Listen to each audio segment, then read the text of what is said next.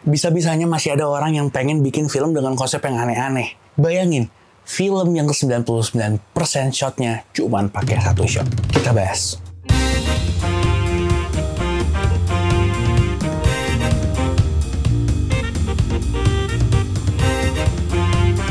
Halo semuanya, selamat datang di jurnal film gue yang lainnya, dan selamat datang lagi di channel Irhas Wiyaksana. Dan kali ini gue pengen ngomongin soal film dengan konsep yang agak lain nih, yaitu film Here. This was our home. We lived here. Oke, jadi ketika pertama kali gue denger film ini dan lihat trailernya, ini adalah salah satu film yang bikin gue langsung tertarik. Karena ya mereka jualan konsep yang cukup menarik. Film yang sepanjang filmnya itu cuma pakai satu shot kamera. Dan ditawarkanlah film ini nih berusaha menyajikan berbagai hal yang terjadi di satu shot itu di sepanjang era kehidupan manusia. Mulai dari era dinosaurus sampai era kita masa kini. Nah, yang jadi pertanyaan adalah, terus apa yang mau diceritain di film ini? Kayaknya nggak bakal ada yang bisa diceritain tuh. Mentok-mentok bakal cuman jadi film slice of life yang so estetik cuman dari satu shot doang. Tapi ternyata turns out sebenarnya ada fokus cerita di film ini, dan menurut gue berhasil membuat gue mau untuk mengikuti cerita ini sampai akhir. Jadi sebenarnya film ini walaupun kesannya tuh cuman kayak slice of life, karena bayangin aja dari era dinosaurus, era manusia gunung, tiba-tiba sampai era modern. Tapi sebenarnya film ini nih berfokus di cerita sebuah keluarga dua generasi, yaitu keluarganya Al dan juga Richard. Al yang diperanin sama Paul Bettany adalah ayah dari Richard yang diperanin sama Tom Hanks. Film ini sebenarnya berfokus pada perjalanan mereka, mulai dari si Al pertama kali beli rumah itu sampai anaknya itu di akhir usia. Ya kalau misalnya kalian nonton film ini atau melihat trailernya, kita udah bisa tahu lah kalau misalnya mereka ini menawarkan sebuah konsep yang punya filosofis artistik yang pengen memperlihatkan sebuah sudut pandang kecil di dunia yang besar ini bisa aja memiliki banyak kenangan akan kejadian-kejadian yang bener-bener banyak banget di sepanjang kehidupan ini berjalan. Dan itu semua disampaikan melalui cerita dari keluarga si Richard dan Al ini. Nah, kenapa sih gue menekankan ini adalah cerita tentang keluarga dua generasi ini? Padahal kalau kalian lihat di filmnya, itu kayaknya lebih dari satu generasi deh. Ya karena menurut gue banyak latar-latar non-linear di sini, tapi menurut gue tidak semuanya punya kaitannya secara langsung. Kayak ada era dinosaurus, era manusia purba, habis itu era keluarga yang suaminya suka banget sama pesawat, kemudian era keluarga yang berusaha jadi inventor furnitur canggih, bahkan era keluarga yang mengalami masa-masa COVID-19.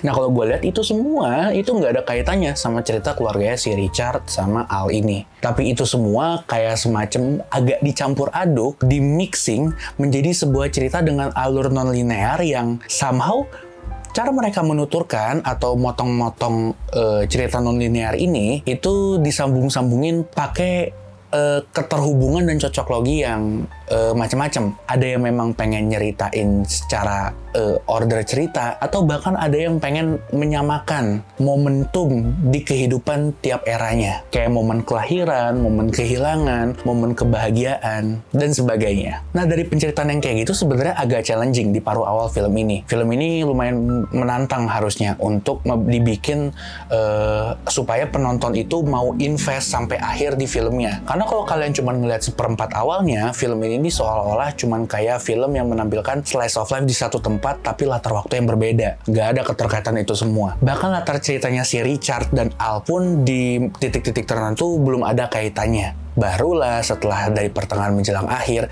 kita melihat semua keterkaitan itu. Bahkan dari cerita-cerita keluarga yang tadi gue sebutin, yang gak ada kaitannya langsung sama cerita keluarganya Richard dan Al. Tapi menurut gue, apa yang mau mereka sampaikan, bagi gue, itu cukup tersampaikan dengan baik. Gue bisa merasakan lah beberapa momen-momen berharga di kehidupan yang pasti terjadi di setiap generasi, suka dukanya, dan betapa tidak terduganya sebuah skenario itu bisa terjadi. Nah, dari penyampaian yang non-linear itu, jadi mereka punya banyak kesempatan lah untuk menyampaikan rentang latar waktu yang panjang, tapi di dalam durasi kurang dari 2 jam. Sehingga ya kita bisa melihat lah adanya evolusi dan perjalanan di sini. Apalagi dengan shot yang cuma terbatas satu, kita jadi punya semacam asumsi dan sugesti komparasi yang lebih jelas. Di satu shot yang sama, ini ada satu karakter yang sama, umurnya berubah, make up-nya berubah, dan furniturnya juga berubah. Ya pokoknya intinya kalau mau dirangkum, semua aspek-aspek tadi itu menurut gue bisa terelaborasikan dengan baik lah. Menjadikan film ini adalah film yang menurut gue menawarkan artistik yang filosofis, tapi dengan delivery yang harusnya sih mudah ya dinikmatin oleh orang-orang. Gue ngerasa film ini ya gampang banget dinikmatin. Nggak kayak film-film rumit kayak film-filmnya Christopher Nolan ataupun Joker. Bahkan banyak banget lah di sini momen-momen yang mereka menceritakan secara paralel atau dalam tanda kutip callback lah gitu ya di dalam sebuah adegan komedi. Contoh kayak adegan Paul Bettany, si karakter Al ini mau motret keluarganya pakai lighting yang masih pakai kabel, dan ya standar adegan komedi itu adalah dia lari, foto, kabelnya ketarik, nyolok lagi, ketarik lagi, kayak gitu. Tapi adegan yang kayak gitu aja yang diterapin di dua latar waktu yang berbeda itu bener-bener ngasih apa ya,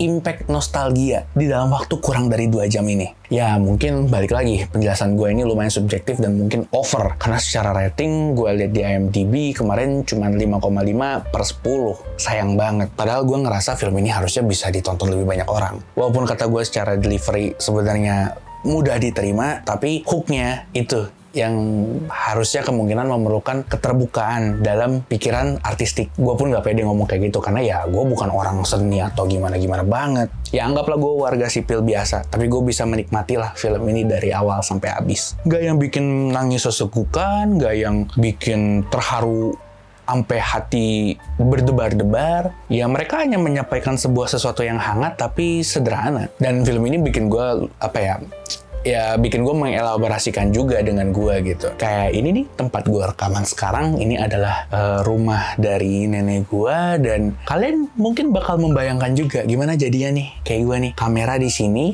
posisi yang sama, shot yang sama, bagaimana bentuk ruangan ini akan berubah-berubah kalau kita mundur lagi ke waktu-waktu bahkan sebelum gue lahir, bahkan sebelum ibu gue lahir. Gue penasaran seperti apa bentuk ruangan ini. Ya intinya secara production value nggak istimewa banget, biasa aja. Secara musik pun bagus, lumayan menyentuh, tapi bukan something yang istimewa dan menggelegar banget.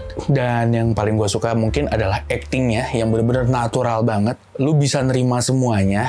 Ya mungkin karena faktor itu adalah film barat ya, jadi kita nggak begitu relate. Ya pokoknya enjoyable banget. Enjoyable walaupun filosofis artistiknya kemungkinan rumit. Ya tapi balik lagi, menurut gue kalian harus nonton sendiri. Karena menurut gue film ini bisa membuka banyak banget peluang persepsi yang beda-beda dari tiap-tiap orang. Gue nggak bisa menjelaskannya dengan baik, tapi somehow I feel it. Gue merasakan itu. Dan kalian harus coba juga. Ya udah, sampai jumpa di film berikutnya. Kayaknya gue bakal bahas My Hero Academia mungkin. Sebuah film yang membuat season terakhirnya lumayan mengorbankan kualitas di beberapa titik. Kita lihat sebagus apa. Sampai jumpa di film berikutnya, dan seperti biasa di channel gue, Sebarkan Racun.